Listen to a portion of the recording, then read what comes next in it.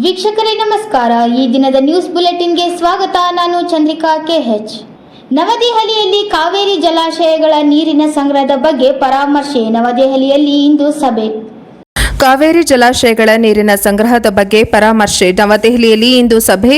ನವದೆಹಲಿ ಕಾವೇರಿ ನೀರು ನಿಯಂತ್ರಣ ಸಮಿತಿಯ ಸಭೆ ನವದೆಹಲಿಯಲ್ಲಿ ಬುಧವಾರ ನಡೆಯಲಿದ್ದು, ಕಾವೇರಿ ಜಲಾಶಯಗಳ ನೀರಿನ ಸಂಗ್ರಹದ ಬಗ್ಗೆ ಪರಾಮರ್ಶೆ ನಡೆಸಲಿದೆ. ಈ ಸಭೆಯಲ್ಲಿ ಕರ್ನಾಟಕ, ತಮಿಳುನಾಡು, ಕೇರಳ ಹಾಗೂ ಪುದುಚೇರಿ ಅಧಿಕಾರಿಗಳು ಭಾಗಿಯಾಗಲಿದ್ದಾರೆ. ಸಮಿತಿಯು 4 ರಾಜ್ಯಗಳ ಅಭಿಪ್ರಾಯ ಆಲಿಸಿ ನೀರು ಹರಿಸುವ ಕುರಿತು ಕಾವೇರಿ ನೀರು ನಿರ್ವಹಣಾ ಪ್ರಾಧಿಕಾರಕ್ಕೆ ಶಿಫಾರಸು ಮಾಡಲಿದೆ. 2-3 ದಿನಗಳಲ್ಲಿ ಪ್ರಾಧಿಕಾರ ಸಭೆ ಸೇರಿ ತೀರ್ಮಾನ ಪ್ರಕಟಿಸಲಿದೆ. ಜೂನ್ 23ರಂದು ಸಭೆ ನಡೆಸಿದ್ದು, ಪ್ರಾಧಿಕಾರವು ಮುಂದಿನ ಸಭೆಯಲ್ಲಿ ಪರಿಸ್ಥಿತಿಯ ಪರಿಶೀಲನೆ ನಡೆಸುವುದಾಗಿ ತಿಳಿಸಿತು. ಕಾವೇರಿ ನ್ಯಾಯಮಂಡಳಿ ತೀರ್ಪಿನ ಪ್ರಕಾರ ಕರ್ನಾಟಕವು ಜೂನ್ ಹಾಗೂ ಜುಲೈ ತಿಂಗಳಲ್ಲಿ 40 ಟಿಎಂಸಿ ಅಡಿ ನೀರು ಹರಿಸಬೇಕು ಎಂದು ತಮಿಳುನಾಡು ಸರ್ಕಾರ ಪಟ್ಟು ಹಿಡಿದಿತ್ತು. ಮುಂಗಾರು ಮಳೆಯ ಕೊರತೆಯಿಂದಾಗಿ ಜಲಾಶಯಗಳು ತುಂಬಿಲ್ಲ. ಇಂತಹ ಪರಿಸ್ಥಿತಿಯಲ್ಲಿ ಕಾವೇರಿ ನೀರು ಹರಿಸಲು ಸಾಧ್ಯವಿಲ್ಲ ಎಂದು ಕರ್ನಾಟಕ ಸರ್ಕಾರ ಸ್ಪಷ್ಟಪಡಿಸಿತ್ತು. ಕಾವೇರಿ ಕಣಿವೆಯ 4 ಜಲಾಶಯಗಳಲ್ಲಿ ಮಂಗಳವಾರ ಒಳಹರಿವಿನ ಪ್ರಮಾಣ 8,037 ಕ್ಯೂಸೆಕ್ ಆಗಿದ್ದರೆ ಹೊರಹರಿವು 1,023 ಕ್ಯೂಸೆಕ್ ಆಗಿತ್ತು. ಕಳೆದ ವರ್ಷ ಇದೇ ಅವಧಿಯಲ್ಲಿ 4 ಜಲಾಶಯಗಳಲ್ಲಿ 107 ಟಿಎಂಸಿ ಅಡಿ ನೀರು ಇತ್ತು. ಆದರೆ ಈ ವರ್ಷ ಜೂನ್ನಿಂದ ಇಲ್ಲಿಯವರೆಗೆ ಜಲಾಶಯಗಳಿಗೆ ಹರಿದು ಬಂದಿರುವುದು 28 ಟಿಎಂಸಿ ಅಡಿಯಷ್ಟೇ ನೀರು. 2 ತಿಂಗಳಲ್ಲಿ ಜಲಾಶಯಗಳಿಂದ ತಮಿಳುನಾಡಿಗೆ 4 ಟಿಎಂಸಿ ಅಡಿ ನೀರು ಹರಿಸಲಾಗಿದೆ. ಚಿತ್ರದುರ್ಗ ಜಿಲ್ಲೆಯಲ್ಲಿ ಸೋಮಶೇಖರ್ ಹುಟ್ಟುಹಬ್ಬದ ಪ್ರಯುಕ್ತ ಕರ್ನಾಟಕ ರಕ್ಷಣಾ ವೇದಿಕೆ ವತಿಯಿಂದ ರಕ್ತದಾನ ಶಿಬಿರ. ಚಿತ್ರದುರ್ಗ ವಾಲ್ಮೀಕಿ ಕಲ್ಯಾಣ ಮಂಟಪದಲ್ಲಿ ಕಾಂಗ್ರೆಸ್ ಮುಖಂಡ ಸೋಮಶೇಖರ್ ಅವರ ಹುಟ್ಟುಹಬ್ಬದ ಪ್ರಯುಕ್ತ ಕರ್ನಾಟಕ ರಕ್ಷಣಾ ವೇದಿಕೆ ಕನ್ನಡ ಸೇನೆಯ ವತಿಯಿಂದ ಹುಟ್ಟುಹಬ್ಬದ ಶುಭಾಶಯಗಳನ್ನು ಕೋರಿದರು. ನಂತರ ಸೋಮಶೇಖರ್ ಹುಟ್ಟುಹಬ್ಬದ ಪ್ರಯುಕ್ತ ಕರ್ನಾಟಕ ರಕ್ಷಣಾ ವೇದಿಕೆ ಕನ್ನಡ ಸೇನೆ ವತಿಯಿಂದ ರಕ್ತದಾನ ಶಿಬಿರವನ್ನು ಹಮ್ಮಿಕೊಳ್ಳಲಾಯಿತು. ದೇವರು ಅವರಿಗೆ ದೀರ್ಘಾಯುಷ್ಯ, ಉತ್ತಮ ಆರೋಗ್ಯ ನೀಡಲಿ ಎಂದು ಕರ್ನಾಟಕ ರಕ್ಷಣಾ ವೇದಿಕೆ ಪದಾಧಿಕಾರಿಗಳು ಹಾಗೂ ಮುಖಂಡರು ದೇವರಲ್ಲಿ ಪ್ರಾರ್ಥಿಸಿದರು. ಪಟಾಕಿ ಸಿಡಿಸುವ ಮೂಲಕ ಕೇಕ್ ಕತ್ತರಿಸಿ ಹುಟ್ಟುಹಬ್ಬವನ್ನು ಆಚರಿಸಲಾಯಿತು. ಮುಂಭಾಗ ಹೂವಿನ ಹಾರ ಹಾಕುವುದರ ಮೂಲಕ ಅವರಿಗೆ ಜಯಕಾರವನ್ನು ಕೂಗಲಾಯಿತು. ಕರ್ನಾಟಕ ರಕ್ಷಣಾ ವೇದಿಕೆ ಕನ್ನಡ ಸೇನೆ ರಾಜ್ಯ ಪ್ರಧಾನ ಕಾರ್ಯದರ್ಶಿ ತಿಪ್ಪಕ್ಕ ಚಿನ್ನಮಲ್ಲಯ್ಯ ಮಾತನಾಡಿ, ಕಾಂಗ್ರೆಸ್ ಮುಖಂಡ ಸೋಮಶೇಖರ್ ಸರಳ ಸಜ್ಜನಿಕೆ ವ್ಯಕ್ತಿ ಕೂಡ ಆಗಿದ್ದಾರೆ. ಈ ಕ್ಷೇತ್ರದ ಮನೆಗೂ ಚಿರಪರಿಚಿತರಾಗಿದ್ದಾರೆ. ದೀನ ದಲಿತರ ಬಗ್ಗೆ ಅಪಾರವಾದ ಕಾಳಜಿ ಹೊಂದಿದ್ದಾರೆ. ದೇವರು ಅವರಿಗೆ ಉತ್ತಮ ಆರೋಗ್ಯ, ಆಯಸ್ಸನ್ನ ಸಿಗಲಿ ಎಂದು ಪ್ರಾರ್ಥಿಸುತ್ತೇವೆ ಎಂದರು. ಮೂಲಕ ದೇವರು ಅವರಿಗೆ ಉತ್ತಮ ಆರೋಗ್ಯ, ಆಯಸ್ಸನ್ನ ನೀಡಲಿ ಎಂದು ದೇವರಲ್ಲಿ ಪ್ರಾರ್ಥಿಸುವೆ ಎನ್ನುವ ಮೂಲಕ ಅವರು ಇನ್ನೂ ಹೆಚ್ಚಿನ ಎತ್ತರಕ್ಕೆ ಬೆಳೆಯಲಿ, ದೇವರು ಅವರಿಗೆ ದೀರ್ಘಾಯುಷ್ಯವನ್ನ ಮತ್ತು ನೆಮ್ಮದಿಯ ಜೀವನವನ್ನ ನೀಡಲಿ ಎಂದು ಹಾರೈಸುತ್ತೇವೆ. ಅವರು ತಮ್ಮ ಕ್ಷೇತ್ರವನ್ನ ಅಭಿವೃದ್ಧಿ ಮಾಡಲಿ ಎಂದು ಶುಭ ಕೋರಿದರು. ಈ ಸಂದರ್ಭದಲ್ಲಿ ಕರ್ನಾಟಕ ರಕ್ಷಣಾ ವೇದಿಕೆ ಕನ್ನಡ ಸೇನೆ ಅಧ್ಯಕ್ಷರು, ಪದಾಧಿಕಾರಿಗಳು ಉಪಸ್ಥಿತರಿದ್ದರು. ಹರೀಶ್ ನಾಯಕನಹಟ್ಟಿ, ಪ್ರಜಾಪವರ್. ಬೆಂಗಳೂರು ಗ್ರಾಮಾಂತರಗಳಲ್ಲಿ ಇಡೀ ಕರ್ನಾಟಕ ಪೊಲೀಸ್ ತಲೆ ತಗ್ಗಿಸುವಂತೆ ಕೃತ್ಯ. ಪೊಲೀಸ್ ಚೆಲ್ಲಾಟ, ಹೆಂಡತಿಗೆ ವರದಕ್ಷಿಣೆ torture. Bengaluru city Kengeri police ಠಾಣೆ ಸುದ್ದಿ ಇದೀಗ ಬೆಳಕಿಗೆ ಬಂದಿದೆ. ಹೌದು, ಎಕ್ಸ್ಕ್ಲೂಸಿವ್. Police Bhyrappa arrest. ಇಡೀ ಕರ್ನಾಟಕ ಪೊಲೀಸ್ ತಲೆ ತಗ್ಗಿಸುವಂತಹ ಕೃತ್ಯ ಬೆಳಕಿಗೆ ಬಂದಿದೆ. ಪೊಲೀಸ್ ಕಳ್ಳನ ಕರ್ಕೊಂಡ್ ಬಾರಪ್ಪ ಅಂದ್ರೆ ಪೊಲೀಸ್ ಸ್ಟೇಷನ್ ನಲ್ಲಿ ಪೊಲೀಸ್ ಕಳ್ಳರಾಗಿದ್ದಾರಲ್ಲ, ಪೊಲೀಸ್ ಸ್ಟೇಷನ್ ಕಳ್ಳ ಇದ್ದಾರಲ್ಲ, ಬೇಲೆನೇ ಹೊಲ ಮೈದಂಗಾಗಿದೆ. ಅನ್ಯಾಯ ನ್ಯಾಯ ವಿರುದ್ಧ ನ್ಯಾಯ ಕೊಡಿಸ್ತೀರಾ ಅಂತ ಬಂದರೆ ಪೊಲೀಸ್ ಸ್ಟೇಷನ್ಗೆ, ಪೊಲೀಸ್ ಸ್ಟೇಷನ್ ನಲ್ಲಿ ಈ ರೀತಿ ಮಾಡಿದ್ರೆ ಜನಸಾಮಾನ್ಯರ ರಕ್ಷಣೆ ಮಾಡ್ತಾರ? ಬೇಲಿನೇ ಹೊದ್ದು ಹೊಲ ಮೇಯ್ದಂತೆ ಆಗಿದೆ. ಹೀಗಾದರೆ ಜನಗಳು ಯಾರನ್ನ ನಂಬಬೇಕು, ಯಾರನ್ನ ಬಿಡಬೇಕು ಹೇಳಿ? ಜನಸಾಮಾನ್ಯರ ರಕ್ಷಣೆ ಮಾಡ್ತೀರಾ? ಯಾಕ್ರಿ ಇಂಥ ಡಿಪಾರ್ಟ್ಮೆಂಟ್ ಕೆಟ್ಟ ಹೆಸರು ತರ್ತೀರಾ? ಇದೇ ಇವತ್ತಿನ ವಿಶೇಷ ಪ್ರಜಾಪವರ್ ನ್ಯೂಸ್ ಚಾನೆಲ್ 24 ಚಾನೆಲ್ ಪ್ರಸಾರವಾಗಲಿದೆ. ಕಂಡ ಯುವತಿಯರ ಜೊತೆ ಪೊಲೀಸ್ ಚೆಲ್ಲಾಟ, 50 ಲಕ್ಷ ವರದಕ್ಷಿಣೆ, ಹೆಂಡತಿಗೆ ಕೊಟ್ಟ ಟಾರ್ಚರ್, ಪತ್ನಿ ಹಾಗೂ ಮಾವನ ಮೇಲೆ ಮಚ್ಚು ಬೀಸಿದ ಪಿಎಸ್ಐ. ಈ ಪೊಲೀಸನ್ನಪ್ಪನ ಪೋಲಿ ಆಟ ಒಂದೊಂದಲ್ಲ. ಬೆಂಗಳೂರಲ್ಲಿ ಪೊಲೀಸಪ್ಪನ ಕೃತ್ಯಕ್ಕೆ ಬೆಚ್ಚಿಬಿದ್ದ ಜನ. ಯಾರೋ ಆ ಪೊಲೀಸ್, ಆತನ ಲೀಲೆಗಳು ಎಂತವು ಇಲ್ಲಿದೆ ನೋಡಿ. ಬೆಂಗಳೂರು ಪೊಲೀಸ್ ಸಬ್ ಇನ್ಸ್ಪೆಕ್ಟರ್ ಅವರೇ ಪತ್ನಿಯ ಕೊಲೆಗೆ ಯತ್ನಿಸಿ ವರದಕ್ಷಿಣೆಗಾಗಿ ಕಿರುಕುಳ ನೀಡಿದ ಆರೋಪದಡಿ ಬಂಧನಕ್ಕೊಳಗಾಗಿದ್ದಾರೆ. ಬೆಂಗಳೂರು ನಗರ ಪೊಲೀಸ್ ಆಯುಕ್ತರ ಕಚೇರಿಯಲ್ಲಿ ಕರ್ತವ್ಯ ನಿರ್ವಹಿಸುತ್ತಿದ್ದ ಪಿಎಸ್ಐ ಭೈರಪ್ಪ ಅವರನ್ನ ಕೆಂಗೇರಿ ಠಾಣೆ ಪೊಲೀಸರು ಬಂಧಿಸಿದ್ದಾರೆ. ನಗರ ಪೊಲೀಸ್ ಆಯುಕ್ತರ ಕಚೇರಿಯಲ್ಲಿ ಕರ್ತವ್ಯ ನಿರ್ವಹಿಸುತ್ತಿದ್ದ ಪಿಎಸ್ಐ ಭೈರಪ್ಪ ಅವರನ್ನು ಕೆಂಗೇರಿ ಪೊಲೀಸರು ಬಂಧಿಸಿದ್ದು ಕೊಲೆ ಯತ್ನ, ವರದಕ್ಷಿಣೆ ಕಿರುಕುಳ ಹಾಗೂ ಅಕ್ರಮ ಶಸ್ತ್ರಾಸ್ತ್ರ ಕಾಯ್ದೆ ಅಡಿ ಪ್ರಕರಣ ದಾಖಲಿಸಿ ತನಿಖೆ ಮುಂದುವರೆಸಿದ್ದಾರೆ. ಘಟನೆಯ ಬಳಿಕ ಸಂತ್ರಸ್ತೆ ಕೆಂಗೇರಿ ಪೊಲೀಸ್ ಠಾಣೆಗೆ ದೂರು ನೀಡಿದ್ದು ಆರಂಭದಲ್ಲಿ ಎನ್ಸಿಆರ್ ದಾಖಲಿಸಲಾಗಿತ್ತು. ಬಳಿಕ ಪ್ರಾಥಮಿಕ ತನಿಖೆಯಲ್ಲಿ ಗಂಭೀರ ಆರೋಪಗಳು ದೃಢಪಟ್ಟ ಹಿನ್ನೆಲೆಯಲ್ಲಿ ಎಫ್ಐಆರ್ ದಾಖಲಿಸಿ ಭೈರಪ್ಪ ಅವರನ್ನ ಬಂಧಿಸಲಾಗಿದೆ. ಆರೋಪಿ ವಿರುದ್ಧ ಕೊಲೆ ಯತ್ನ, ವರದಕ್ಷಿಣೆ ಕಿರುಕುಳ ಹಾಗೂ ಅಕ್ರಮ ಶಸ್ತ್ರಾಸ್ತ್ರ ಕಾಯ್ದೆ ಅಡಿ ಪ್ರಕರಣ ದಾಖಲಾಗಿದ್ದು ನ್ಯಾಯಾಂಗ ಬಂಧನಕ್ಕೆ ಒಪ್ಪಿಸಲು ಪೊಲೀಸರು ಕ್ರಮ ಕೈಗೊಂಡಿದ್ದಾರೆ. ಈ ಘಟನೆ ಪೊಲೀಸ್ ಠಾಣೆ ಇಲಾಖೆಗೆ ತೀವ್ರ ಮುಜುಗರ ಉಂಟು ಮಾಡಿದೆ. ಮದುವೆಯಾಗಿ ಮಗು ಇದ್ದರೂ ಯುವತಿಯರ ಜೊತೆ ಚೆಲ್ಲಾಟ. ಇನ್ಸ್ಟಾಗ್ರಾಂನಲ್ಲಿ ಪರಿಚಯ ಆದ ಯುವತಿಯರಿಗೆ ಮೆಸೇಜ್. ಹುಡುಗಿಯರ ಜೊತೆ ಸುತ್ತಾಡುತ್ತಿದ್ದ, ಮದುವೆ ಆಗ್ತೀನಿ ಅಂತ ಹೇಳುತ್ತಿದ್ದ, ಒಪ್ಪದೇ ಇದ್ದಾಗ ಹಾಯ್ ಯುವತಿಯರಿಗೆ ಯಾರಿಗೂ ಕರೆ ಮಾಡಿ ಬೆದರಿಸುತ್ತಿದ್ದ. ಒಪ್ಪ ಹುಡುಗಿಯರನ್ನ ನೇರವಾಗಿ ಮನೆಗೆ ಕರ್ಕೊಂಡು ಬರ್ತಿದ್ದ. ಪತ್ನಿಗೆ ಗೊತ್ತಿಲ್ಲದೆ ಮನೆಯಲ್ಲಿ ಇಡುತ್ತಿದ್ದ. ಹೀಗಂತ ಗಂಡನ ವಿರುದ್ಧವೇ ಆರೋಪ ಮಾಡಿದ ಪತ್ನಿ. 50 ಲಕ್ಷಕ್ಕೆ ಬೇಡಿಕೆ ಇಟ್ಟು ಲೋಕಾಯುಕ್ತ ಟ್ರ್ಯಾಪ್ ಆಗಿದ್ದ ಪಿಎಸ್ಐ ಭೈರಪ್ಪ ವಿರುದ್ಧ ದೂರು ಸ್ವೀಕರಿಸಲಿಲ್ಲ ಪೊಲೀಸರು. ಕೆಂಗೇರಿ ಪೊಲೀಸರ ಮೇಲೆ ಆರೋಪ ಮಾಡಿದ ಪಿಎಸ್ಐ ಪತ್ನಿ ಕೊನೆಗೆ ಎನ್ಸಿಆರ್ ಮಾಡಿ ಕಳಿಸಿದ್ರು ಎಂದು ಭೈರಪ್ಪ ಆರೋಪ. ಕಮಿಷನರ್ ಕಚೇರಿಗೆ ದೂರು ಹೋದ ಕೂಡಲೇ PSI Bhairappa arrest. DK Shivakumar ಸಾಹೇಬ್ರೆ, ಮುಖ್ಯಮಂತ್ರಿಗಳೇ, ಆ ಸರ್ಕಾರ ಬಗ್ಗೆ ಈ ಸರ್ಕಾರ ಬಗ್ಗೆ ಮಾತಾಡ್ತಿರಲ್ಲ, ಈ ಸರ್ಕಾರದ ಬಗ್ಗೆ ಮಾತಾಡ್ತಿರಲ್ಲ. ಬ್ರಾಂಡ್ ಬೆಂಗಳೂರು ಯಾವ ರೀತಿ ಯಾವ ಮಟ್ಟ ಬಂದಿದೆ ನೋಡಿ. ಏನ್ ಕ್ರಮ ಕೈಗೊಂಡಿದ್ದೀರಾ? ಹೊರಗಿನ ಸಮಾಜ ಪರಿಸ್ಥಿತಿ ಯಾವ ಮಟ್ಟಕ್ಕೆ ಹೋಗಿದೆ ಗೊತ್ತಾ? ಹೋಗಿ ಫುಟ್ಬಾಲ್ ಬೀದಿ ವ್ಯಾಪಾರಿಗಳ ಮೇಲೆ ಹೊಡಿತಿರಲ್ಲ, ದರ್ಪ ತೋರಿಸ್ತಿರಲ್ಲ. ಯಾಕೆ ಇಲ್ಲಿ ತೋರ್ಸಕ್ಕಾಗಲ್ಲ? ನಿಮ್ಮ ಕಾನೂನು ಮೊದಲು ಇದನ್ನ ಸರಿ ಮಾಡಿ. ಇಲ್ಲಿ ನೋಡಿ, ಹೆಣ್ಣು ಮಕ್ಕಳ ಮೇಲೆ ಅತ್ಯಾಚಾರ, ರೌಡಿಸಂ, ಬಾರಲ್ಲಿ ಗಲಾಟೆ, ರೋಡಲ್ಲಿ ಗಲಾಟೆ, ಪೊಲೀಸರ ಮೇಲೂ ಅಟ್ಯಾಕ್ ಮಾಡ್ತಾರೆ ಕಿಡಿಗೇಡಿಗಳು. ಸುಮ್ಮನೆ ಪ್ರೆಸ್ ಮೀಟ್ ಅಲ್ಲಿ ಮಾತಾಡ್ತೀರಾ, ಅದೇ ರೀತಿ ರೌಡಿಸಂ ನಡೆಯಂಗಿಲ್ಲ ಅಂತ ಒಳಗೆ ಅರೆಸ್ಟ್ ಮಾಡಿ ಒಳಗಡೆ ಹಾಕಿ ಅಂತ ಹೇಳ್ತಿರಲ್ಲ. ಎಲ್ಲಿ ಅರೆಸ್ಟ್ ಮಾಡಿದರೆ ಪೊಲೀಸರು ತೋರಿಸಿ. ಬೆಂಗಳೂರು ಬೆಚ್ಚಿ ಬಿದ್ದಿದ್ದಾರೆ ಜನ. ಕೆಲವರು ನಿಷ್ಠಾವಂತ ಪೊಲೀಸ್ ಅಧಿಕಾರಿಗಳು ಇದ್ದಾರೆ, ಅಂತವ್ರಿಗೂ ಕೂಡ ಮಸಿ ಬಳಿಯೋ ಕೆಲಸ ಮಾಡಬೇಡಿ. ಇದ್ದೀರಲ್ಲ ಕಾಕಿ ಯೂನಿಫಾರ್ಮ್ ಮೇಲೆ ಬೆಲೆ ಇಲ್ಲದಂಗೆ ಮಾಡ್ತಾ ಇದ್ದೀರಲ್ಲ, ಏನಿದು ಅರ್ಥ? ದಯವಿಟ್ಟು ಅಂತ ಪೊಲೀಸ್ ಅಧಿಕಾರಿಗಳಿಗೆ ಕೆಟ್ಟ ಹೆಸರು ತರುವಂತ ಕೆಲಸ ಮಾಡಬೇಡಿ. ಪೊಲೀಸರು ಎಲ್ಲಿ ತಪ್ಪು ಮಾಡ್ತೀರಾ? ಪುಡಿ ರೌಡಿಗಳು ಅಲ್ಲೇ ಸೃಷ್ಟಿಯಾಗುವುದು. ಪೊಲೀಸರು ಅಂದ್ರೆ ಭಯನೇ ಇರಲ್ಲ. ಒಬ್ಬರು ಮಹಿಳೆಗೆ ಪೊಲೀಸ್ ಸ್ಟೇಷನ್ ನಲ್ಲಿ ಕಂಪ್ಲೇಂಟ್ ಕೊಡಕ್ಕೆ ಹೋದ್ರು ಪೊಲೀಸರು ಬೇಕಾಬಿಟ್ಟಿ ತರ ಡ್ಯೂಟಿ ಮಾಡ್ತಾರೆ. ಸದಾ ನಿಮ್ಮ ಸೇವೆಯಲ್ಲಿ ಅಂತ ಬೋರ್ಡ್ ಹಾಕಿದ್ದಾರೆ.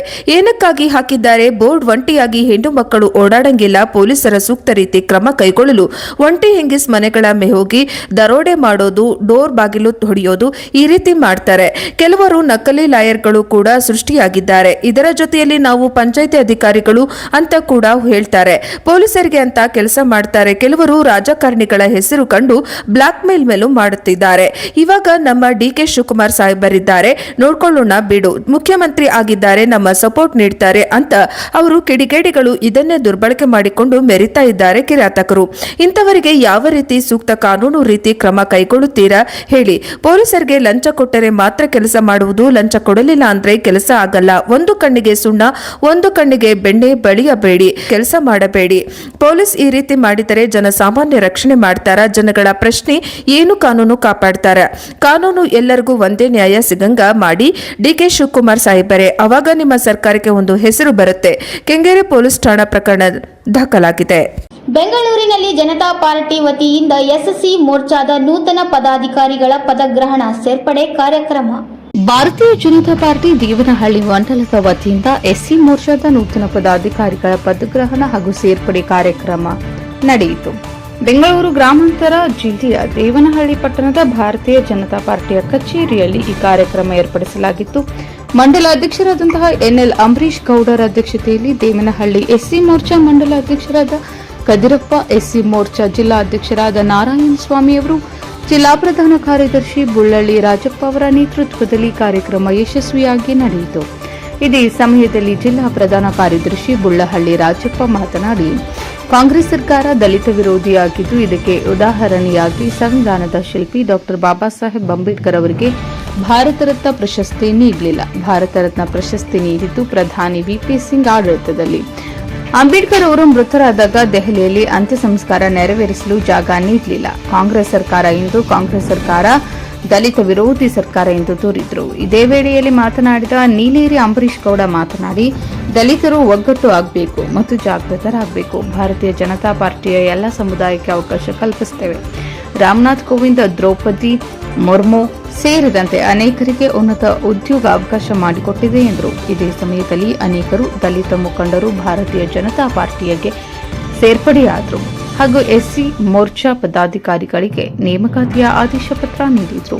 ಬೆಂಗಳೂರು ಗ್ರಾಮಾಂತರ ಭಾರತೀಯ ಜನತಾ ಪಾರ್ಟಿಯ ಜಿಲ್ಲಾ ಪ್ರಧಾನ ಕಾರ್ಯದರ್ಶಿಯಾದಂತಹ ನಾಗವೇಣಿ, ಹಿಂದುಳಿದ ವರ್ಗಗಳ ತಾಲೂಕು ಅಧ್ಯಕ್ಷ ಬಿಕೆ ನಾರಾಯಣಸ್ವಾಮಿ, ಮಹಿಳಾ ಮೋರ್ಚಾ ಅಧ್ಯಕ್ಷರಾದಂತಹ ವಿಜಯ ರಾಘವೇಂದ್ರ, ಎಸ್ಪಿ ಮುನಿಯಪ್ಪ, ಅನಿಲ್ ಪ್ರಭನ್ನ, ಮಂಜುನಾಥ್ ಹಾಗೂ ಪಕ್ಷದ ಎಲ್ಲ ಮುಖಂಡರು ಮತ್ತು ಕಾರ್ಯಕರ್ತರು ಭಾಗವಹಿಸಿ ನೂತನ ಪದಾಧಿಕಾರಿಗಳಿಗೆ ಶುಭ ಹಾರೈಸಿದರು.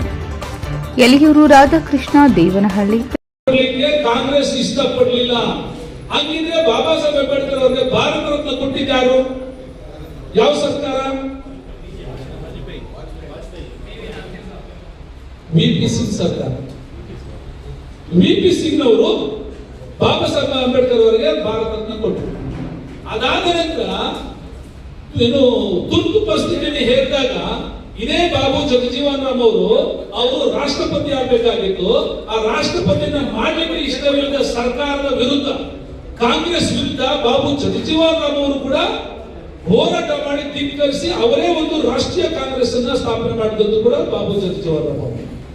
ಇವತ್ತು ನಾವೆಲ್ಲರೂ ಕೂಡ ಏನ್ ಮಾಡ್ಬಿಟ್ಟಿದೀವಿ, ನಮಗೆ ಒಂದು ದೊಡ್ಡ ಭೂತವನ್ನು ಕುಂಡಿಸ್ಬಿಟ್ಟು ನಮ್ಮ ಬಿಜೆಪಿಯ ಜೊತೆಲಿ ನಾವು ಸಕ್ರಿಯವಾಗಿರ್ಲಿಕ್ಕೆ ನಮಗೆ ಅವಕಾಶ ಮಾಡಿಕೊಡದೆ ಇಷ್ಟೂ ವರ್ಷಗಳು ನಮ್ಮನ್ನು ಶೋಷಣೆ ಮಾಡ್ಕೊಂಡು ಬಂದಂತ ಕಾಂಗ್ರೆಸ್ ಸರ್ಕಾರದ ಸತ್ಯವನ್ನು ತಿಳ್ಕೊಂಡು ಗಮನಿಸಿಕೊಂಡು ದಯಮಾಡಿ ಈ ಕಾಂಗ್ರೆಸ್ ಸರ್ಕಾರದ ಸತ್ಯವನ್ನು ತಿಳಿದುಕೊಂಡು ನಮ್ಮ ಇವತ್ತು ನಾವು ಭಾರತೀಯ ಜನತಾ ಪಾರ್ಟಿಯ ಪಕ್ಷದ ತತ್ವ ಸಿದ್ಧಾಂತಗಳಲ್ಲಿ ಇದ್ದೀವಿ. ಯಾಕಂತಂದ್ರೆ ನಿಮ್ಗೆಲ್ಲ ಅರ್ಥ ಆಗ್ತಾ ಇದೆ. 2013ರಲ್ಲಿ ನಮ್ಮ ನರೇಂದ್ರ ಮೋದಿ ಅವರು 12-13ರಲ್ಲಿ ಪ್ರಧಾನಿ ಆದಾಗ ಅವರು ಕಂಟಿನ್ಯೂಸ್ ಆಗಿ 3 ಅವಧಿಗೆ ಪ್ರಧಾನಿಗಳಾದರು.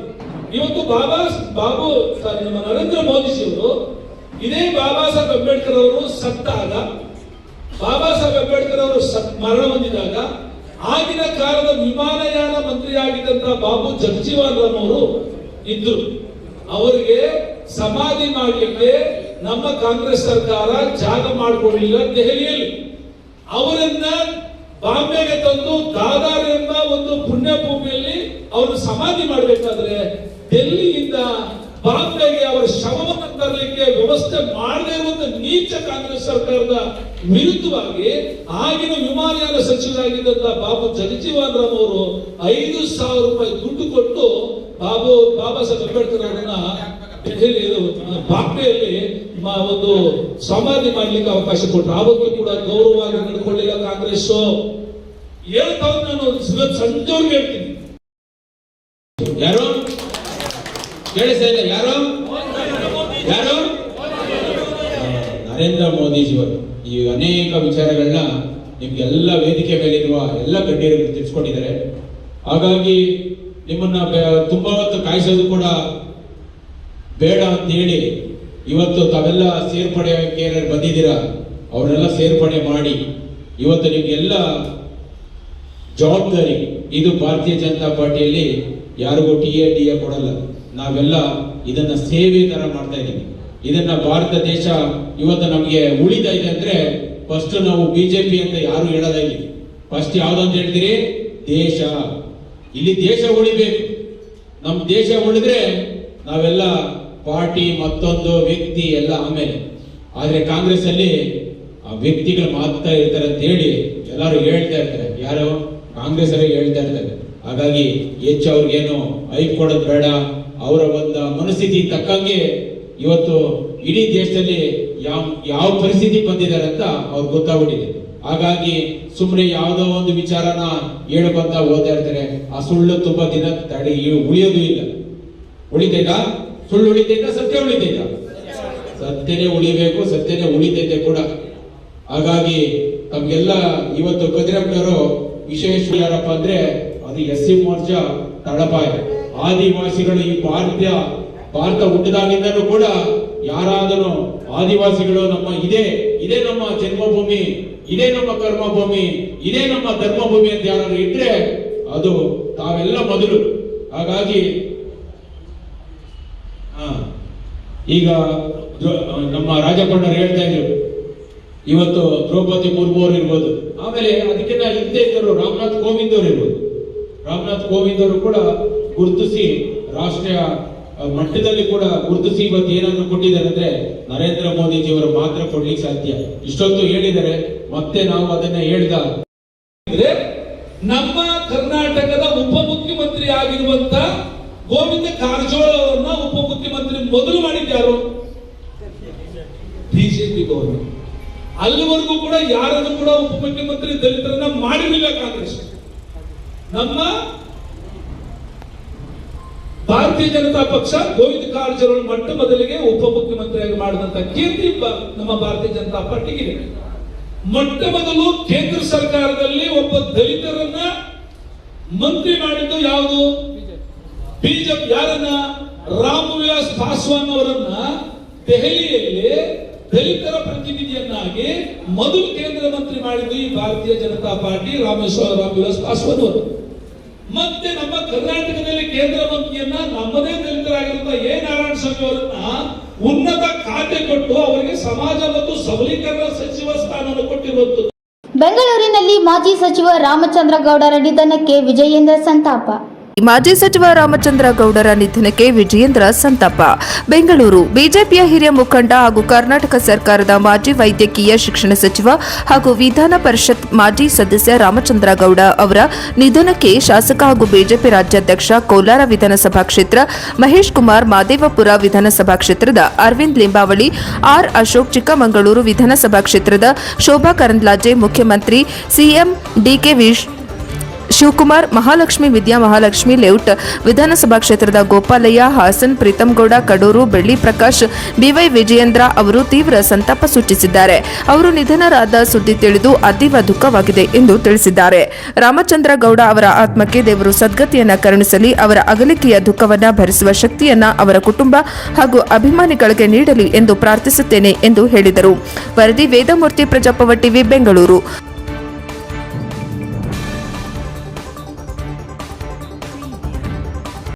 ಇದಿಷ್ಟು ಈ ದಿನದ ನ್ಯೂಸ್ ಬುಲೆಟಿನ್. ನಿರಂತರ ಸುದ್ದಿಗಳಿಗಾಗಿ ನೋಡ್ತಾ ಇರಿ ಪ್ರಜಾಪವರ್, ಇದು ಜನಹಿತಕ್ಕಾಗಿ.